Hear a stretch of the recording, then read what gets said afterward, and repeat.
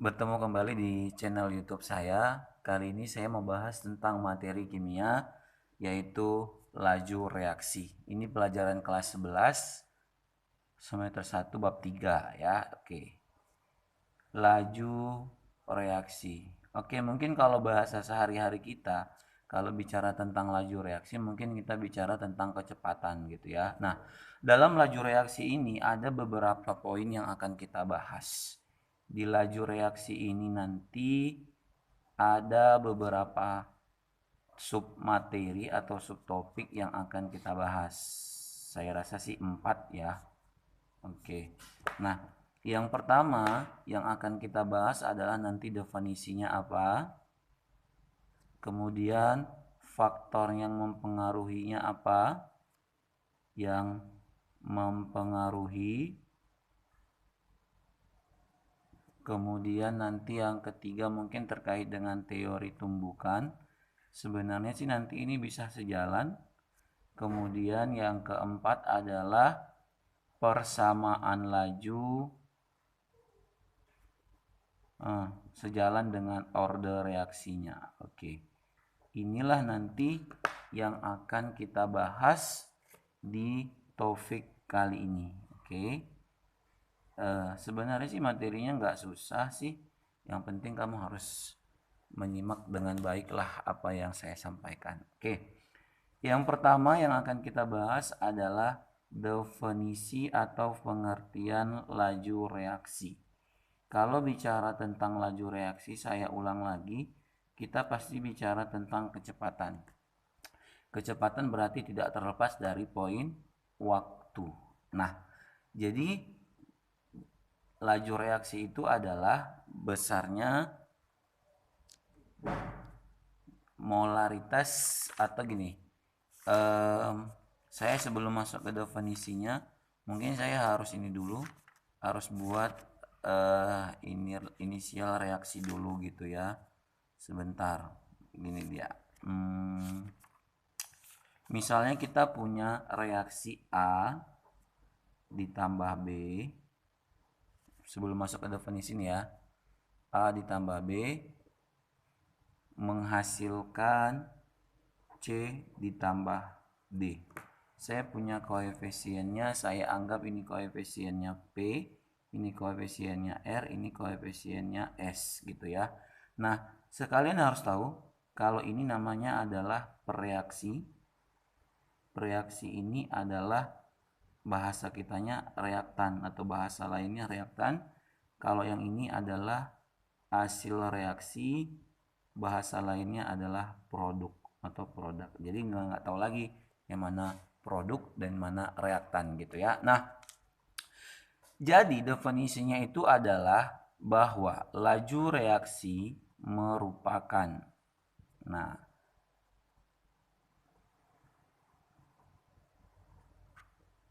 besarnya penambahan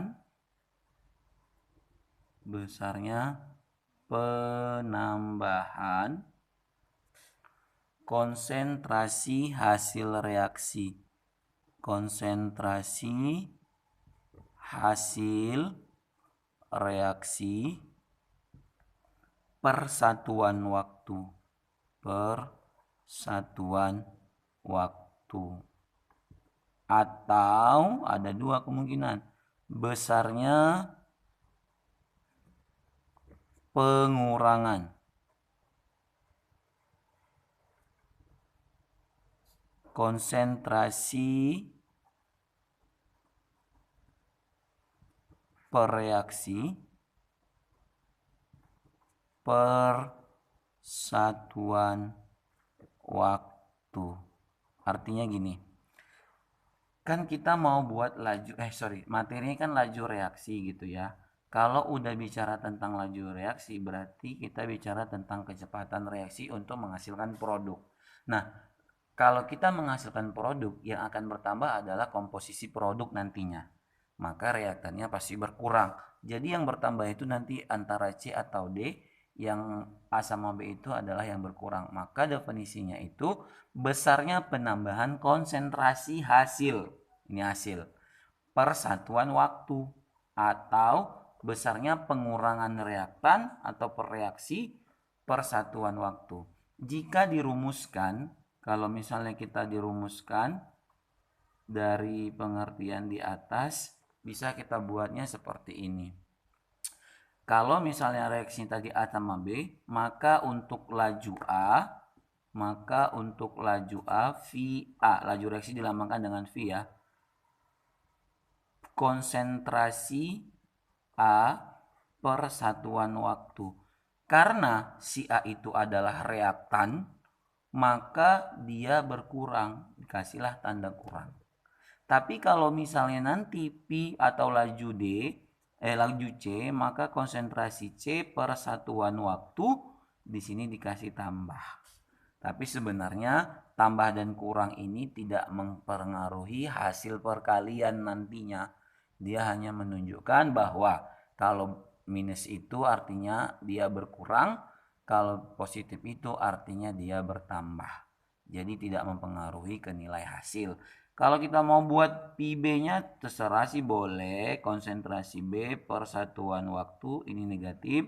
Kemudian D-nya ini D per satuan waktu juga positif.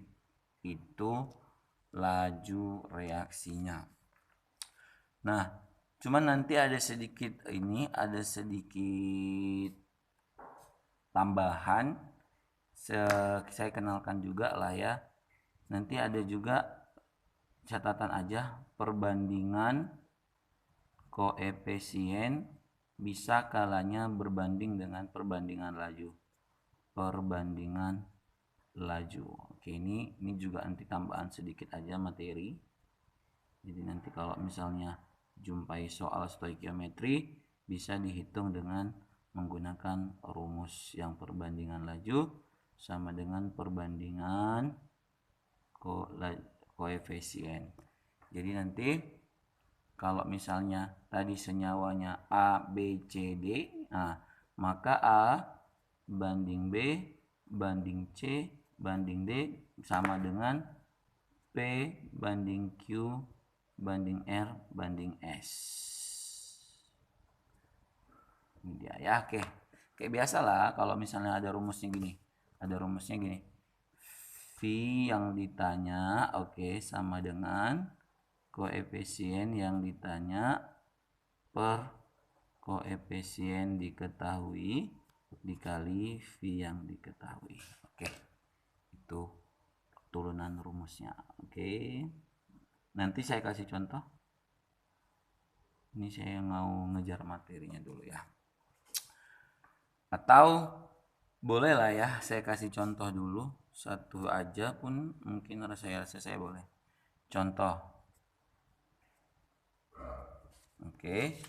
Contohnya gini. Diketahui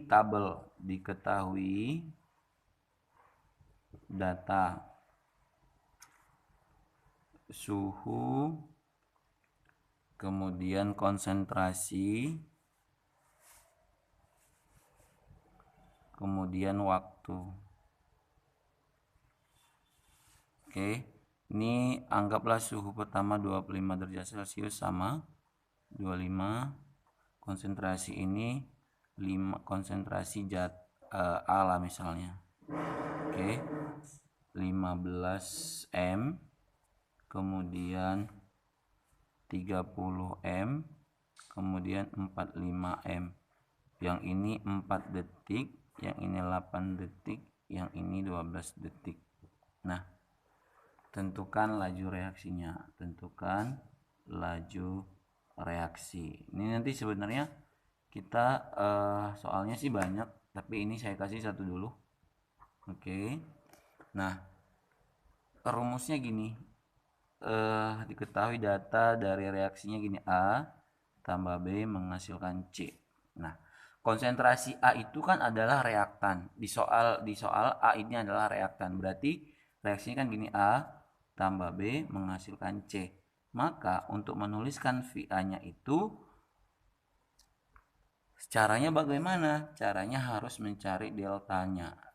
Kan perubahan. Berarti kita kurangkan 30 kurang 15 per 8 kurang 4. Kenapa harus dikurang? Karena di sini lambangnya adalah delta. Sebenarnya sih ini juga delta D gitu ya. Ini D sebenarnya. Oke. Oke. Nah, jadi kita masukin 30 kurang 15 dapatnya 15. 8 kurang 4 dapatnya 3,75 meter per sekon. Jadi ini lambangnya anti negatif. Kenapa? Karena mengalami pengurangan.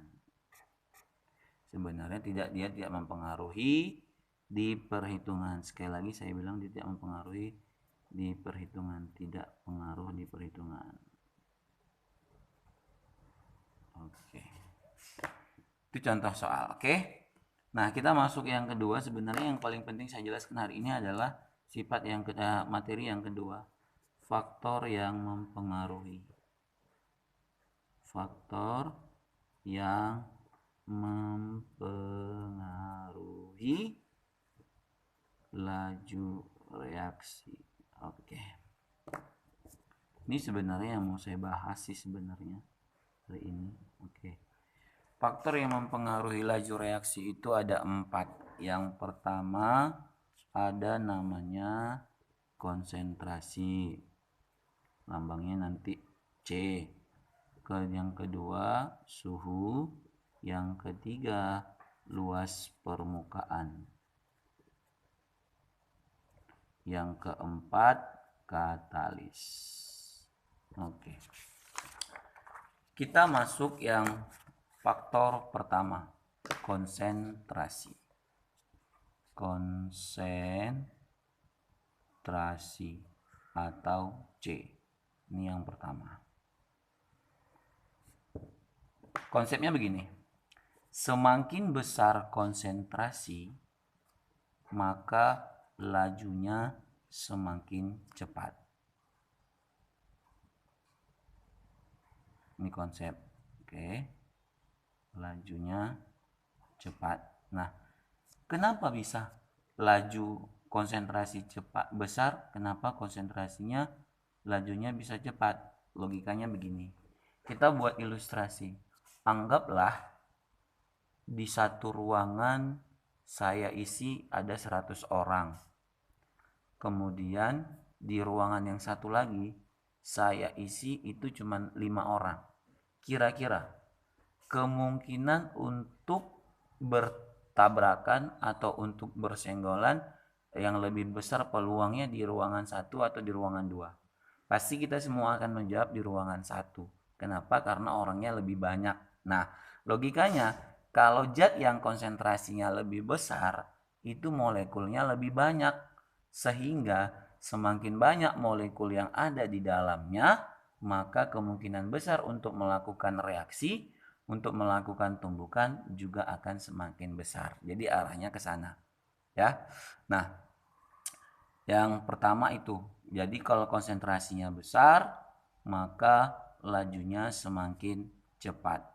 Saya langsung gambarkan ke teori tumbukannya aja ya, biar sejalan aja.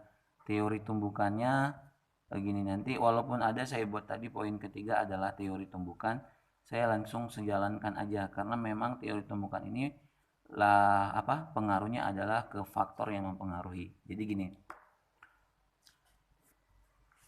Konsentrasi yang besar itu bisa dibilang saya mau gini. Pertama, yang harus kalian ingat, untuk reaksi kimia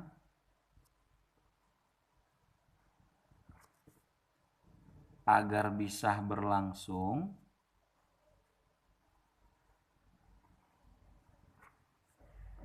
partikel bereaksi harus melakukan tumbukan.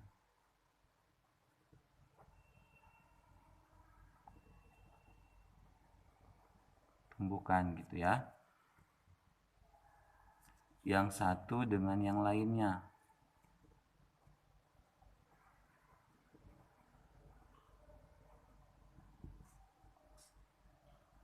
Jadi, yang kedua poin teori tumbukan itu tidak semua tumbukan bisa menghasilkan reaksi. Ini dulu teori tumbukannya ya. Tidak semua tumbukan bisa menghasilkan reaksi, hanya tumbukan yang efektif. Bagaimana kita tahu tumbukan yang efektif? Biasanya ditinjau dari energi kinetiknya. Kalau energi kinetiknya lebih besar, maka dia akan bisa menghasilkan tumbukan yang efektif.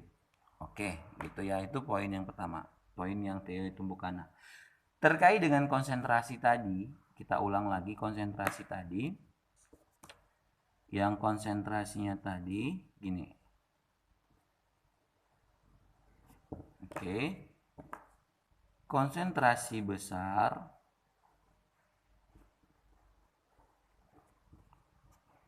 partikel reaksinya lebih banyak gitu ya, lebih banyak, sehingga kemungkinan besar untuk melakukan tumbukan lebih besar, sehingga kemungkinan dapat menghasilkan reaksi. Oke, itu yang pertama. Ini satu aja yang saya jelaskan dengan terkait teori tumbukannya ya. Oke, kita masuk yang kedua. Nah, yang kedua adalah suhu T. Kalau misalnya suhu, ini yang kalian praktikumkan. Suhu itu prinsipnya begini. Jika suhunya besar, maka lajunya juga cepat. Nah, kenapa suhunya lebih cepat?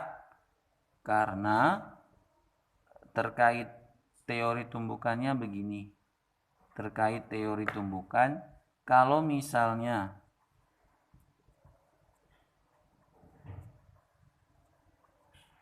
atau ginilah, saya logikakan dulu. Kalau misalnya kalian berjalan di terik matahari sama di dalam ruangan, kira-kira semakin cepat kau berjalan di daerah mana? Yang diterik matahari. Nah, semakin cepat prosesmu berjalan, semakin besar kemungkinanmu untuk melakukan reaksi. Jadi, nah, semakin besar kemungkinanmu untuk melakukan reaksi, maka semakin berlangsung kan? Berarti bisa mempercepat laju. Ini teori kedua ya. Semakin besar suhu, semakin besar suhu, kemungkinan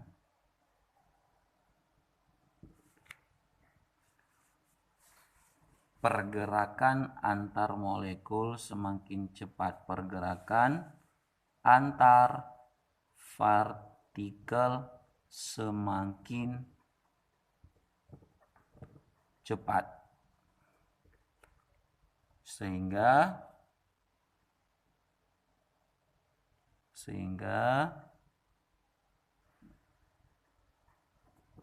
tumbukan yang terjadi semakin banyak. Oke, kalau udah banyak tumbukannya maka dapat mempercepat laju gitu ya. Yang ketiga, luas permukaan. Luas permukaan ini lambangnya A. Kalau luas permukaan ini pun sama konsepnya. Semakin besar luas permukaannya, maka lajunya semakin cepat. Oke, tapi yang harus kalian ingat dulu, kalau bentuknya partikel halus, ini A-nya besar. Kalau dia kepingan ya. Oke, kepingan A-nya kecil. Oke. Kalau untuk terkait tentang teori tumbukannya sih nggak jauh beda sebenarnya ya. Nah, kalau terkait teori tumbukannya, logikanya begini. Semakin besar luas permukaan,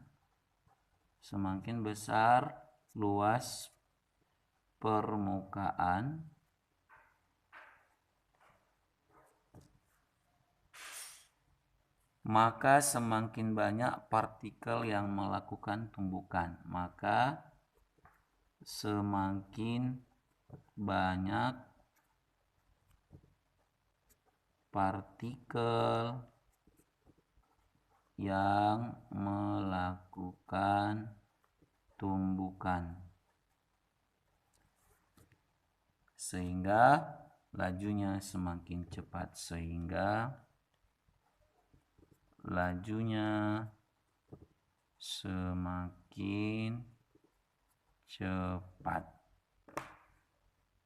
Logikanya gini, garam halus sama garam kasar, siapa yang paling cepat larut? Garam halus kan. Kenapa? Karena kan bentuknya lebih kecil. Nah, sehingga bentuknya lebih kecil itu luas permukaannya itu artinya jarak partikel kecil sama partikel kecilnya lagi lebih besar, sehingga lebih gampang larut, sehingga makanya laju reaksinya lebih cepat. Nah, yang keempat adalah katalis. Kalau katalis memang tujuannya adalah zat yang dapat mempercepat zat yang sengaja kita tambahkan untuk mempercepat laju reaksi. Jadi memang tugasnya memang itu gitu ya. Nah, katalis ini bisa menurunkan energi aktivasi. Katalis dapat menurunkan energi aktivasi. Energi aktivasi itu apa? Energi minimum yang harus dikecilkan. Energi minimum